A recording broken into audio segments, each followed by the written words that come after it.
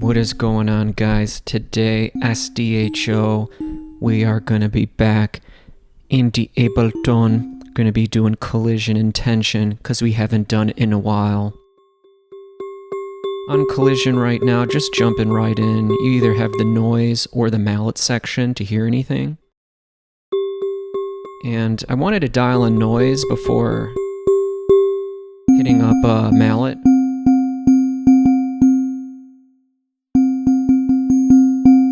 Just adjusting the sounds a little hot and heavy. Wanted to make sure I had noise on with mallet. Noise is pretty creative. And they're both physical modeling synthesizers, collision and tension, so they're like different than, your standard sound design synthesizers. Wanted to get reverb on here, high cut and low cut. Oftentimes, the lowest lows and the highest highs don't sound so good reverberated. Decay is like the most important thing you would play with on the reverb. And I was like, let's just freeze the reverb. Let's see what a frozen reverb sounds like with this sound, and then let's get an audio track, and we will sample this. And because I already recorded this, my computer froze.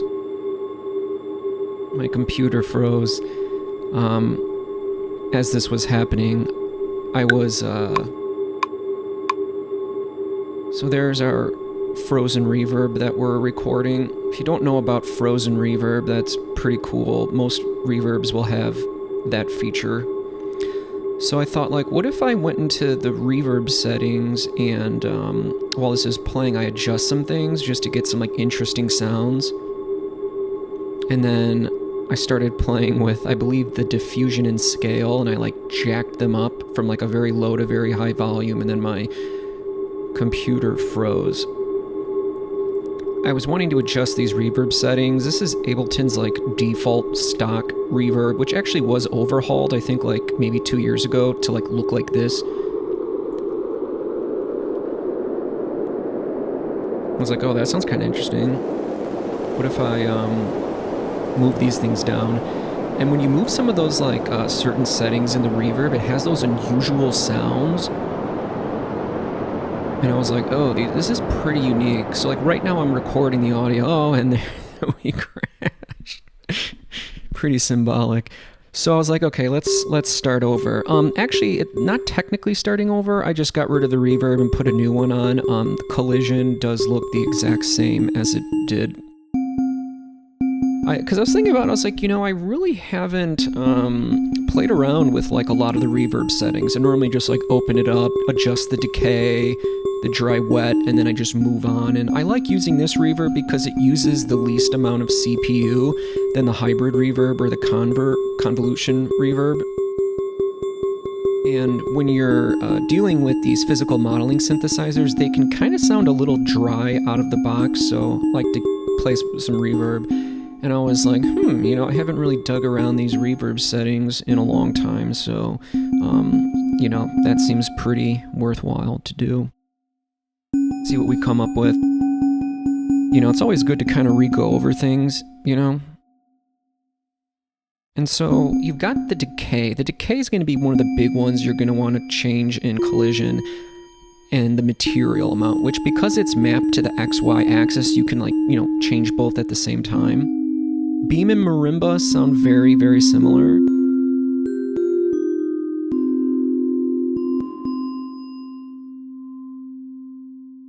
The bright is also a pretty important one to play around with. Plate sounds much different than those. So I found whenever material is up high, it definitely has more of a ringy kind of a sound, and you really hear that almost across the majority of the resonators. Noise, good to play with.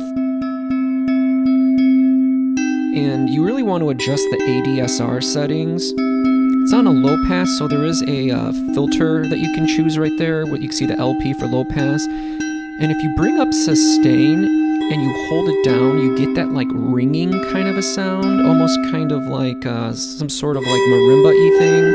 Attack obviously just doesn't give it more of an attack, it gives it more of like a hitting sense. It gives it more of an attack, like it fades in, like the attack portion is fading in over those milliseconds, giving it a bit of a release so it like continues that sound when you take your hand off the keys. Obviously playing with the mallet settings, giving it more stiffness to give it some more brightness and pump, but maybe you don't want that. Also, we can throw a little bit of a filter after it if we wanted, if it's like too bright, and then that also allows you to add an envelope if you wanted to as well, even though that doesn't come built into the collision device, even though it does do that on tension, which we will see later. I did realize that the brightness knob down there on the resonator, I didn't play with too much, but I realized it actually does kind of help. Now here's these LFO positions. I would rather just modulate the parameter I want to choose with the actual LFO device to see it move. But I figured because I never really play around with those LFO parameters, see, I wanted to change brightness, right? Like that's a very important one. I wanted to give some, but there's no brightness unless I'm being like lazy, or not lazy, unless I'm like not seeing it on there. Do you see brightness on there? I did not see brightness. So I'm like, well, why do I even want to use these? I'm not going to see it move in real time. And I'm not seeing brightness, one of the main things that, that brightness knob is going to be there no matter which resonator you choose. So I thought that was kind of one resonator, one hit, which is weird because I noticed, I was like, I'm not really hearing much of anything. And you would probably want to use like a noise, you would probably want to use the noise oscillator for the LFO, because you don't want it to be predictable like a sound wave. Like think about something when hitting, that's the hit parameter, right? And I'm moving it up and down, I'm hearing like next to nothing. I thought, and random would randomize that so it's like the hit of where someone would be, hitting this. And I thought, maybe I don't like the tuning this high up.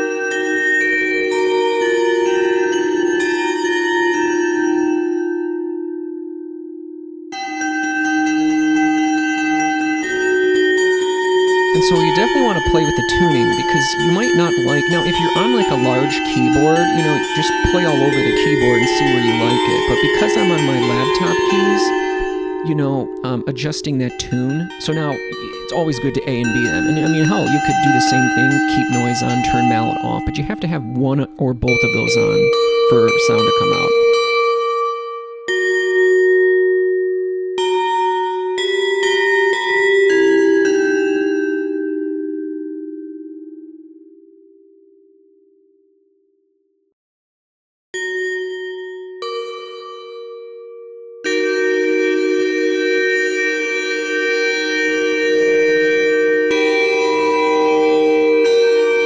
Actually does kind of sound a little bit like the beam in marimba, just slightly different.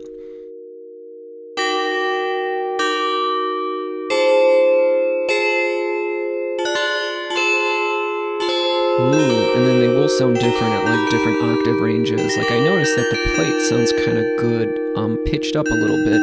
And I probably could have added spectrum, but I just wanted to really dive deep into this. So adjusting some of the mallet settings, they do have an effect, not too much. Normally if you like really pull them hard one way or the other.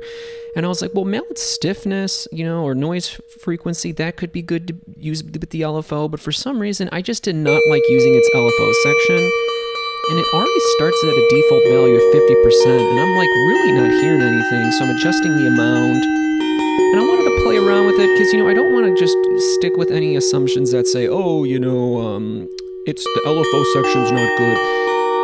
In my opinion, I would rather use the standalone LFO and then be able to see the parameters moving in real time. That just seems better.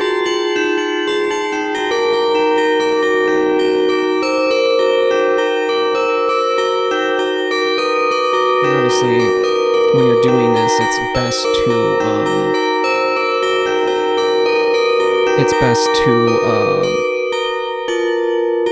be playing, whether you have like a MIDI clip playing and then you're changing it and you're hearing it change in real time, or you're playing it. That's why I like my laptop keys, is because my right hand is on the trackpad changing all of the stuff, where my left hand is on the keys of my laptop playing it. And you've got a range of about 14 semitones, So like right now you can hear this one, membrane, kind of like a big drum you can think of.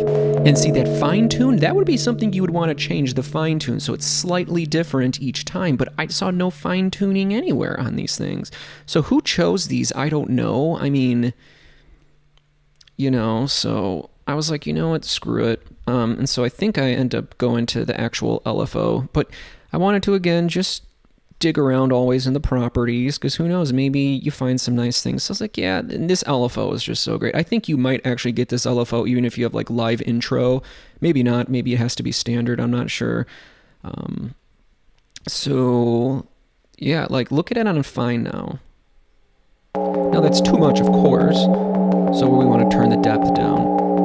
But notice like how much like a little bit of variety. It makes it sound more real. You know, because like if you were hitting some sort of like drum or some sort of a thing, like you wouldn't hit it at the same part of the drum every time, and you wouldn't hit every hit with the same amount of velocity. And because of that, there would be like little harmonic like changes, you know, slight changes maybe in pitch, certainly on the harmonic, make up the timbre. And so like that was very beneficial. And I'm thinking like, you know, that should be a LFO source. Like, who designed these things? Almost like the guy that designed the collision didn't design the LFO section or something. Who knows? Not hating. And I was like, I know this seems kind of crazy, but what would an overdrive sound there? Overdrive really grits things up. I thought it might be a little bit too intense, but I was thinking maybe turn the tone and the drive down a little bit, adjust the dry and wet.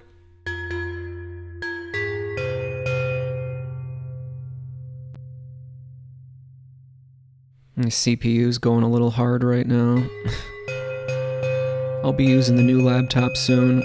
I'm excited to use Live 12, the new synthesizer Meld, I believe it's called. Seems pretty interesting.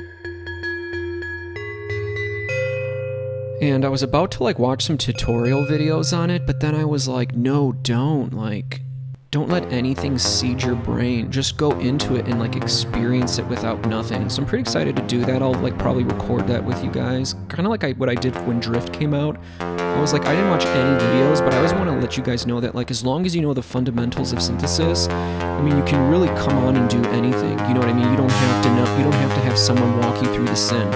You know, they're all going to have LFOs, envelopes, oscillator types, pitches, you know. Oh, and by the way, pipe and tube both sound similar, but they sound really nice. They almost kind of have a little bit of a synthesizer-y sound to them a little bit, but they're pretty nice. They sound different. They're kind of some of my favorite ones, and they can sound really good when you're playing them in like the lower octaves. Gotta find what works. Some of these sounds are very interesting, and then you can like sample them and then throw them in samplers.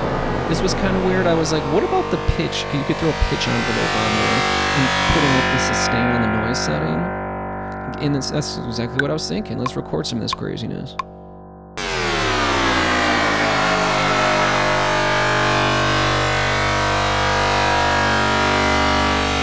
And like so much is like changing over time. You know what I mean? You've got the pitch, you've got these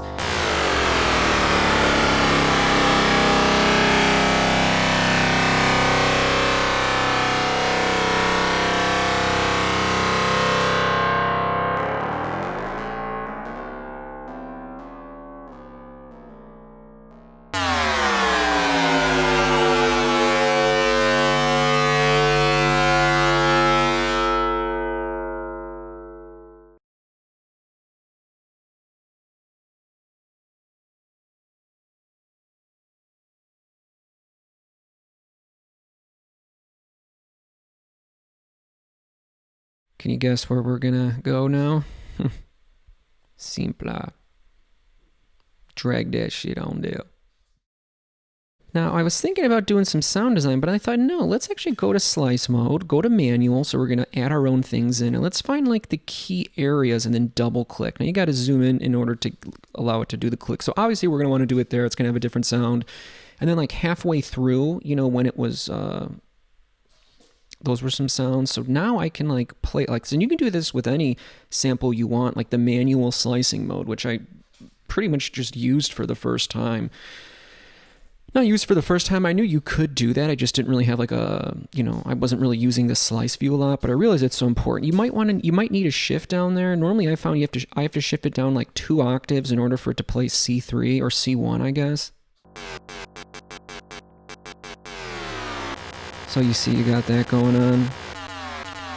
So you can just like jump around. We definitely need to add more points, and make sure you're like zoomed in at the beginning. So like right there, I knew that would be like a different sound. So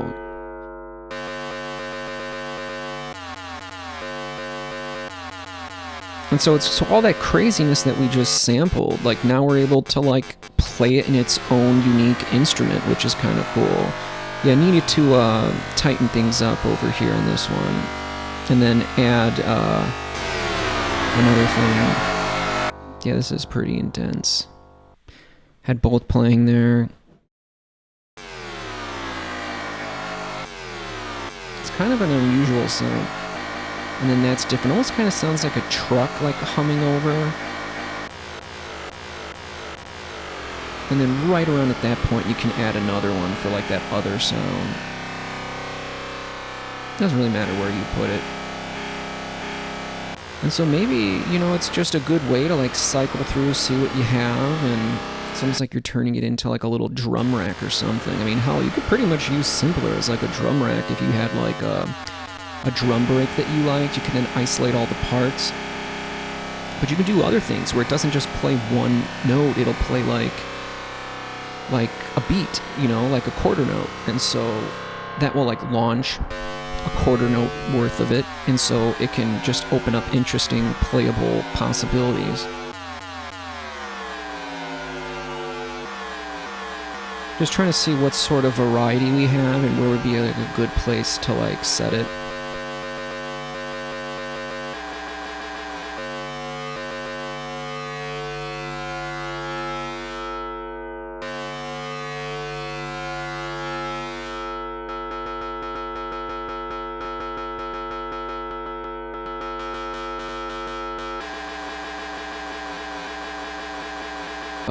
Zoom in on something, get a nice loop, play it differently, see what it sounds like, do the types of sample synthesis we can do when we loop certain parts. Figured we needed to maybe go a little bit smaller there. And then, up the fade and then start bringing the loop down.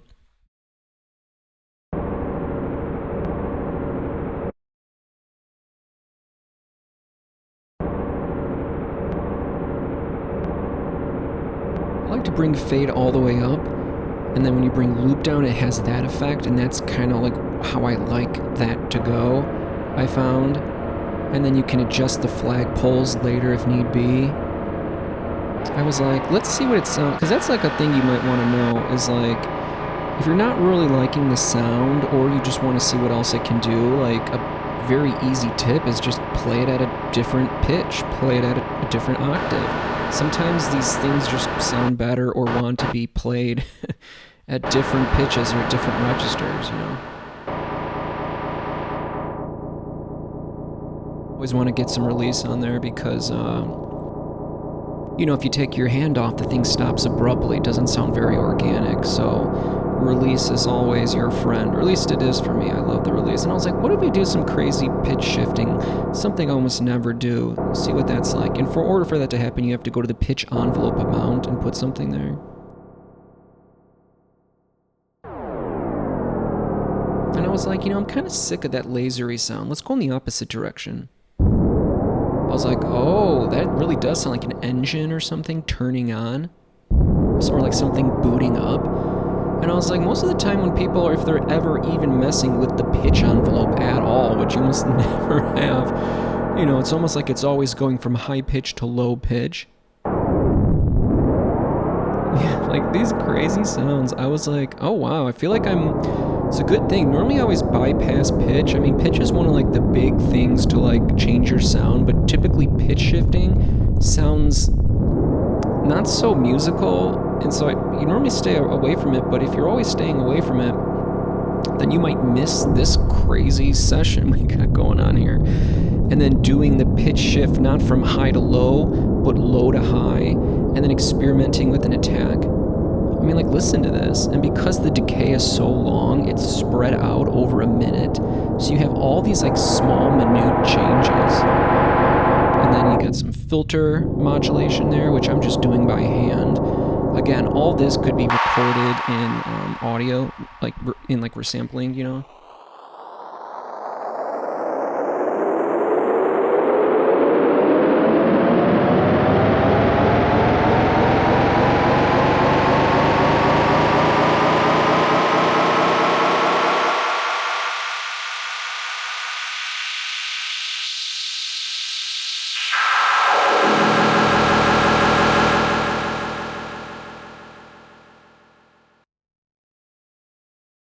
Except nowadays, you would probably just go into like an AI music thing and say, give me a sample of like a truck or a futuristic space engine turning on. Although it's my belief any sort of futuristic spacecraft is probably going to be very silent. It's not going to sound like noisy machinery, gas engine turning on. But nevertheless, I was surprised. I was like, these are some pretty interesting sounds. I'm really liking this.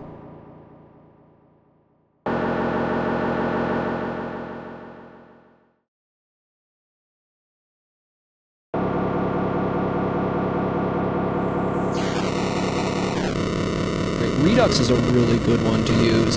The only problem, though, is when you look at Redux and other devices, you know, like, I don't want the Redux to play all the time. I want, like, and a good idea to drop some reverb on there. It's like, I don't want, you know what I mean? I want there to be, like, an envelope on Redux, but what's great is that in MIDI effects, we do have an envelope that we can assign to everything. So maybe I was like, while I play with the reverb here and turning off low cut and high cut because I want everything to be reverberated. So that would be a time when, you know, you would maybe turn that off, you know, because you're doing sound design. You can do anything in sound design. And always good to have a limiter at the end of the chain.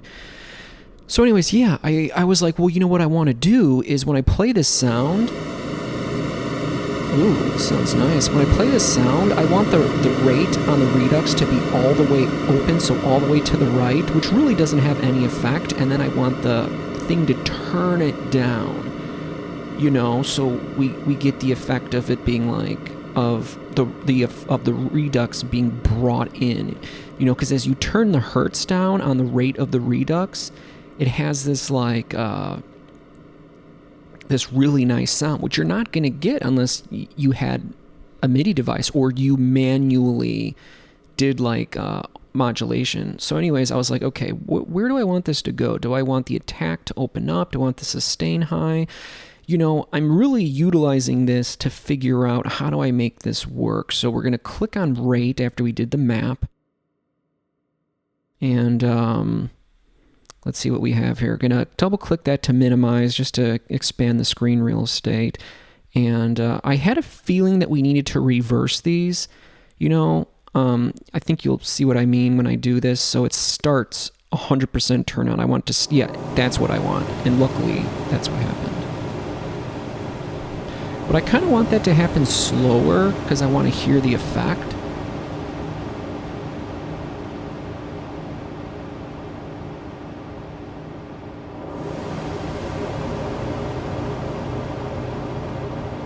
And I noticed that the release was very key, because listen, look how it's now like heading back slowly.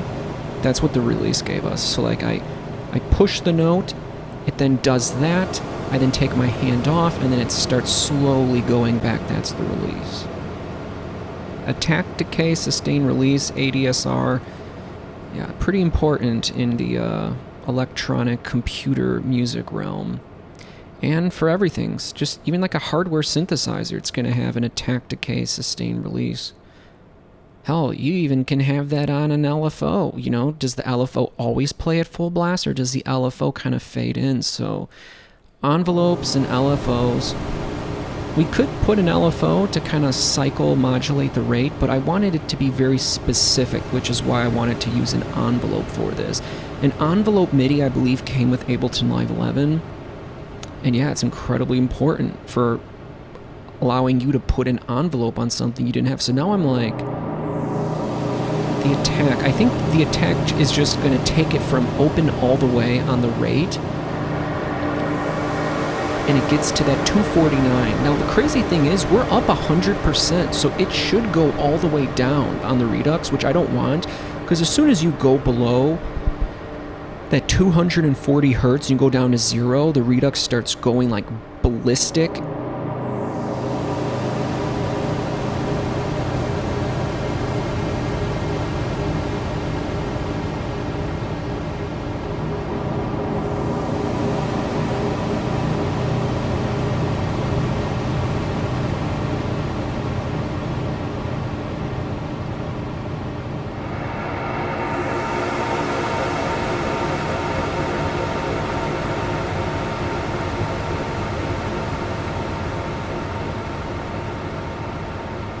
Let's bring sustain down. We've got decay all the way up, and now listen to how it's going to be different. So rather than sustaining when it gets to 249, it's going to start coming back slowly if we continue to hold it down. So I'm continuing to hold down the key.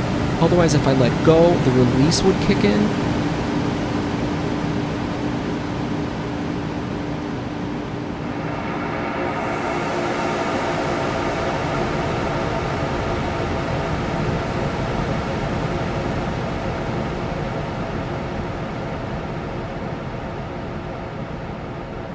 I think we end here pretty soon, and then we move on to the final part of the sound design for the day, which is using tension.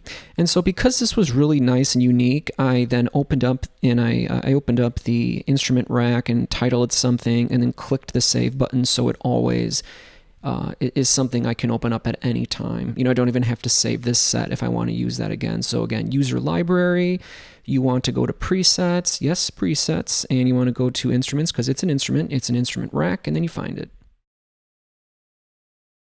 And I just dragged this other one just to show you. So this was something I created a while ago, and make sure it's record enabled. So this was something I created. At any moment, you can just throw it on a track.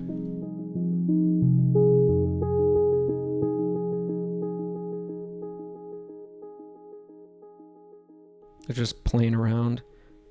Changing the fine tune whenever you're using operator, that's like a secret knob to give very unusual sounds. So I just kind of wanted to see. It doesn't always mean it's going to be very harmonically pleasing. And in fact, I think that's kind of part of it. And now we are going to go to the final part, tension, which I really like tension. I think you're going to enjoy this part.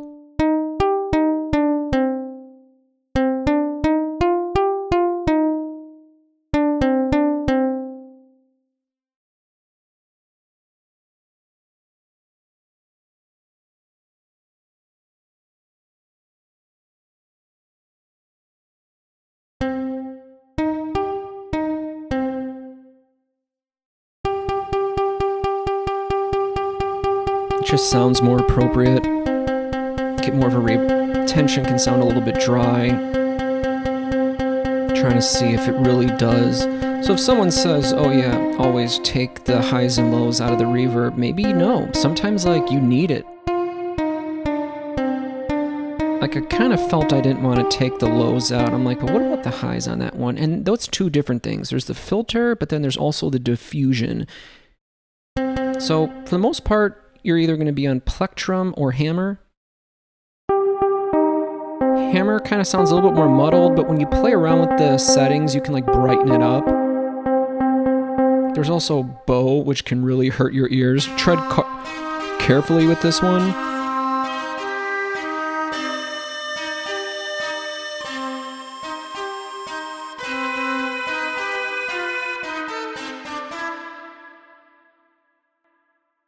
Plectrum. I kind of like to just stick with plectrum, dial in something good, and then change it to hammer, and then change it around.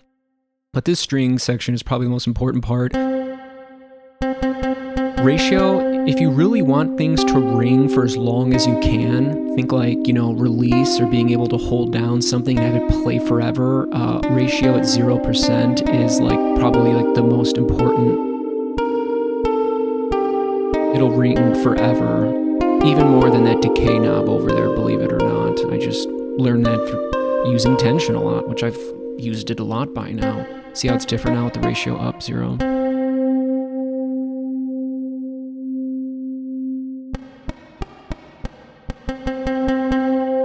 obviously turning decay down is not going to help you in that regard, so I would just leave it all the way up.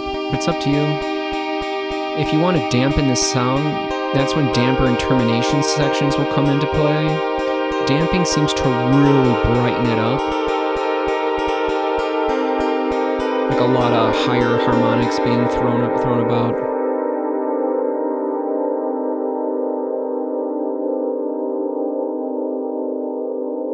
I mean, listen to that. You could modulate that. Body, if you inactivate it, you really need to throw up the decay. I don't think you really hear it until you do. Body's kind of nice. Like, listen how nice it is. Like, I'd like to just like sample that and like have that nice like smooth sound. I actually found playing with the string body knob to be actually kind of beneficial. Low cut, high cut, I don't really want to take anything out. And if you flick through these presets, they didn't sound too different. Like, what sort of a body do you want this thing to have? I don't know, I guess violin sounded the best. I'm not even too sure. I'll be honest, playing with these knobs doesn't really do a whole lot for me, but nevertheless, it's always good to just kind of like tweak them to see if it helps at all, helps your sound. Velocity, I think it's just how velocity sensitive it is, so putting that up is going to make it be a lot brighter, or it's going to be a lot louder, but so like, I don't really like this section, termination, or damper, but I always, because I haven't played with it for so long, I'm like, let's just do it anyway, because sometimes you turn it in a certain way and it gives it like a pretty unique sound.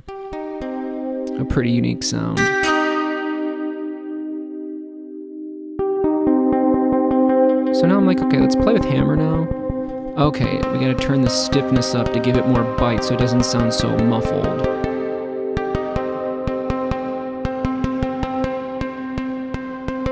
It's interesting, it seems like hammer is responding better to those. In harmonics, pretty much never play with that. Yeah, I love how it rings like that. In harmonics, it's just gonna add in harmonics to it, so it'll like basically make it not be so. And pickup is really one of the most important things. It gives it like, basically it's like you're adding distortion, but you're actually adding, in this context, electronic. Very nice. You got this filter. So, okay, let's add an envelope, but I'm not hearing anything. Why is that? Well, you actually have to activate the filter envelope there, right to the right. So now you can make it sound a little bit synthesizer-y. They should have had this section on collision, to be honest with you. Wanted to see what it would be like if you had some like attack on there.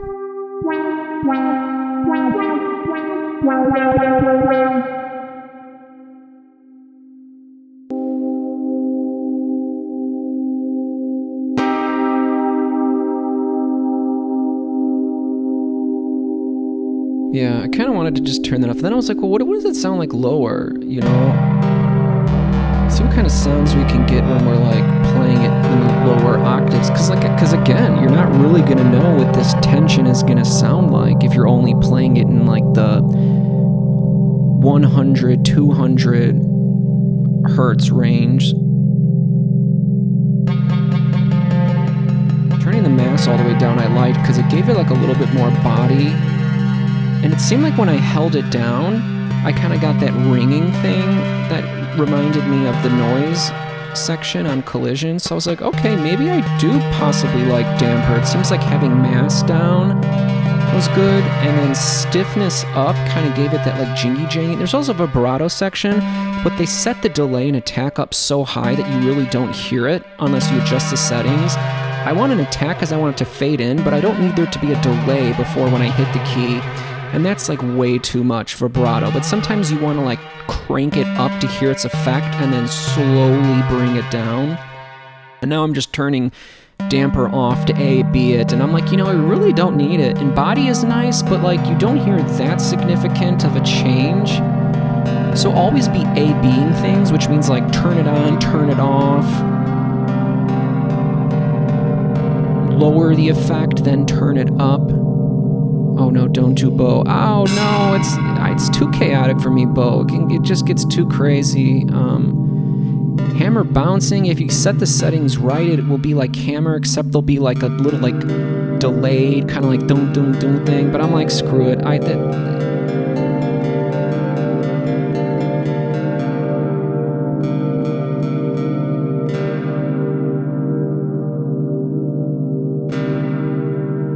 Let's draw in a MIDI clip here, and let's do the freeze and flatten, I think is what we do. So that's a minor 7th chord, I believe.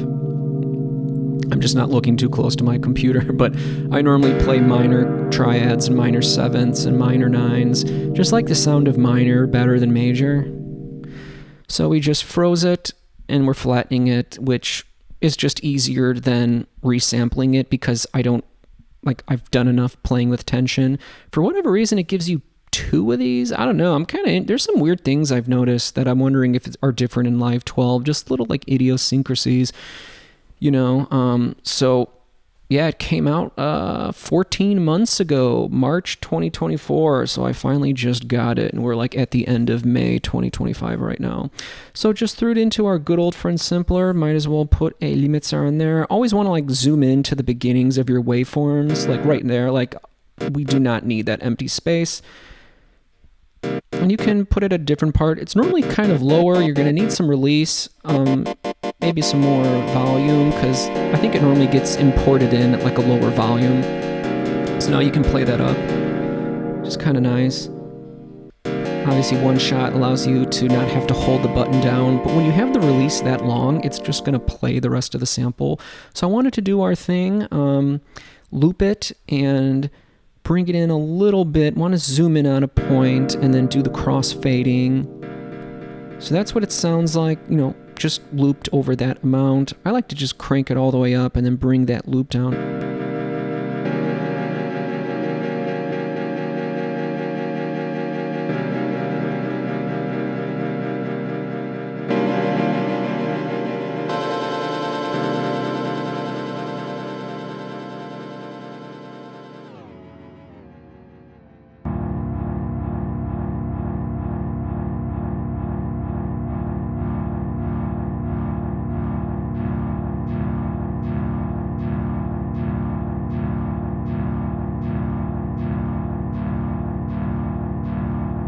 Beginning part of the waveform, so like a little bit more punch, and then we can adjust the loop the way we want it by using the flag. I'm like, let's maybe open it up more.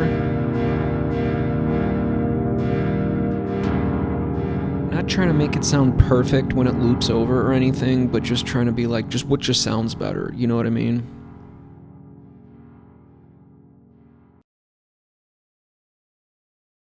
Uh-oh, what are we doing now?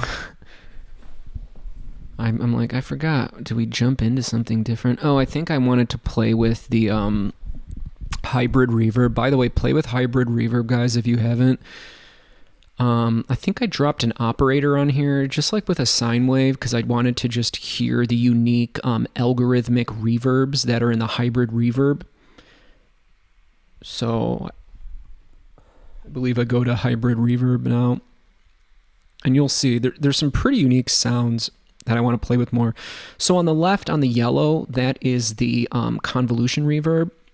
So I only want the algorithm reverb, which is the same or similar to the last reverb we were using, except on the algorithm, see how it says dark hall? Well, there's other settings that are very unique and do very unique things to the sound, which you'll see in a little bit. So I would say this is kind of more like your classic algorithmic reverb sound, like a large hall. And obviously, like, it's very heavily reverberated, which is what I wanted, because I'm like more interested in hearing the reverb right now versus like some synth. But you've got these other ones, and they have like different you have to play around with these, because sometimes depending on where the settings are, you can get unique sounds, like quartz. I don't know, I like the sound. Maybe turning low damping down might do something. Shimmer's kind of interesting. Notice how there's like, and then tides. You can make them sing. Prism, that's one too. I was just trying to briefly click over, because I know there's some that are very unique. Seems like the size parameter is pretty important for Prism. Quartz didn't seem too different to Dark Hall, but I definitely like it. And then I was like, what if we get throw some FM in here? So, because now we're like introducing harmonics to this sine wave, and so the harmonics might have a nice sound as we're like going through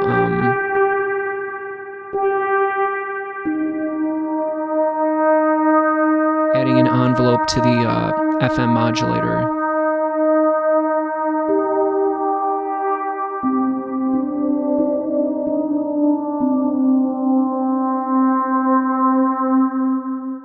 Good. And shimmer, look how it has that pitch at 12 semitones. And look at how on the limiter, it's got that little bit of orange going there. It lets you know it's clipping, which is fine because it's not letting it clip, but it's letting you know that like you should probably turn it down a little bit.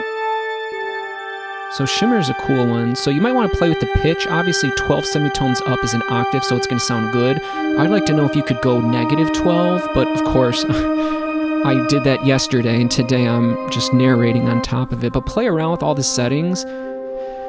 But those are like amazing things you can do. Like I didn't even care about the convolution reverb part of hybrid reverb. I just wanted those like really nice. I just wanted those want to play and get a better feel for those sounds because.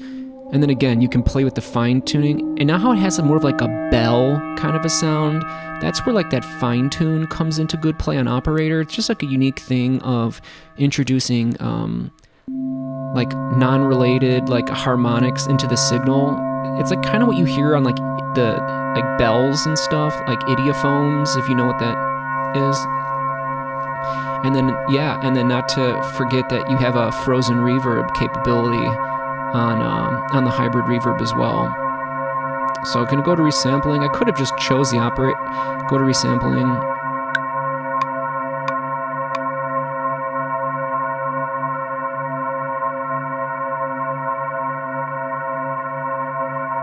And I was like, I feel like this will sound really good pitch shifted. Stretch the pitch using the repitch warping mode, because in so doing, it will stretch the audio and it will make it lower in pitch. And I have a feeling this will sound really good in a much like lower pitch. So I think that's what we end up doing.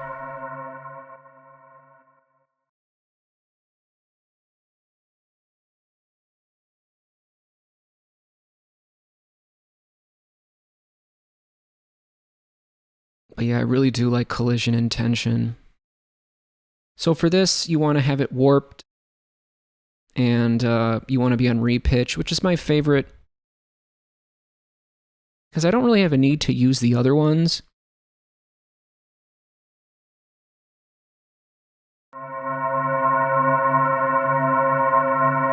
Yeah, and you can really just pull the BPM amount down there. You can times it by 2. You can go... Like, look at that nice... You might have to adjust the looping bracket, and I believe you're gonna need to enable loop.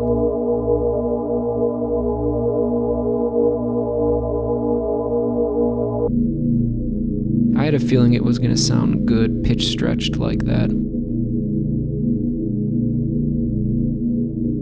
Wonderful, wonderful, wonderful.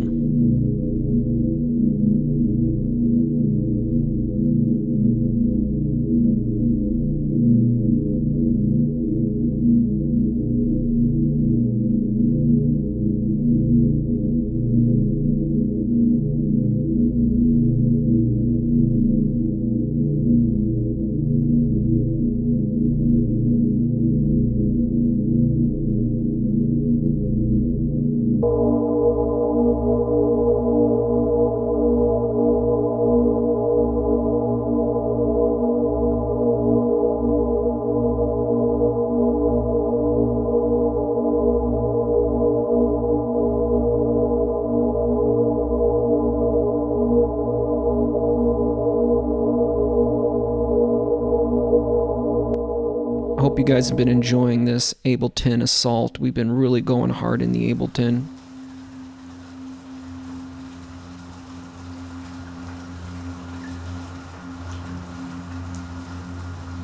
And yeah, guys, I am doing sessions now. If you want to do book any sessions with me, we can go over your Ableton projects. And it's all easy. I mean, we can go on Zoom, and Zoom allows me to see your Ableton screen and to hear your audio. Found out how to make that work. Or if you've got like artwork and you want to do like talk about art or anything creative or like spiritual, metaphysical, anything of that sort. So yeah, reach out if you are interested in that, and I will see you guys again, possibly Spiritual SDHO, or I might get on Live 12, segue over to Live 12, and go over Meld, my first ever using of Meld. I don't really know much about Meld. It seems kind of similar to Wavetable from the little bit I've seen. Alright guys, I'll see you later.